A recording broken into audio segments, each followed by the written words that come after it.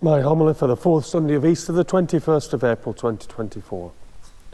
Today is often called Good Shepherd Sunday, and we're asked to pray for vocations to the priesthood and have a collection for the Ecclesiastical Education Fund that pays for the training of our clergy. In the last few years, you've met several of our trainee priests, most recently Mark earlier this year, and before him Paul and Theo. They are all still discerning for the priesthood, so please keep them in your prayers.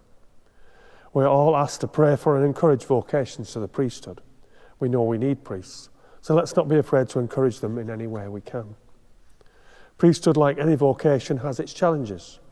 Religious life, married life, fatherhood and motherhood are all vocations that have their challenges, but they also bring many blessings. When we put others before self, then that is a vocation, and we know it brings fulfillment like nothing else in this world can. When we take up our crosses, it brings pain and suffering. But as Jesus has shown, it leads to resurrection. The Good Shepherd is the one who lays down his life for his sheep, says Jesus. He is willing to sacrifice himself. Jesus just didn't talk about it, he actually did it, as we recall on Good Friday.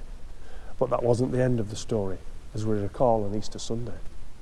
Jesus laid down his life in order to take it up again. He had to die before he could rise. And so we have to die to self before we can rise again. Naturally, we are afraid to do that. But Jesus reassures us that if we die to self, he will raise us to new life. Our second reading reminds us that we have a lot to look forward to. We shall be like God, for we shall see him as he really is. I love the image of Jesus as the Good Shepherd. It brings to mind what is for me personally one of the most powerful gospel passages. The Good Shepherd leaves the 99 sheep and goes in search of the lost one and rejoices greatly when he finds it. I am that lost sheep.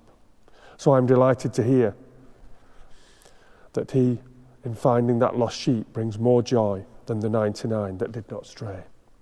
Wow, what a loving and merciful God we have. St. Catherine of Siena was never fazed by sins, for she saw an opportunity to bring someone back to God. So let us not be fazed by our sins. Let us see an opportunity to return to God and bring great joy to heaven.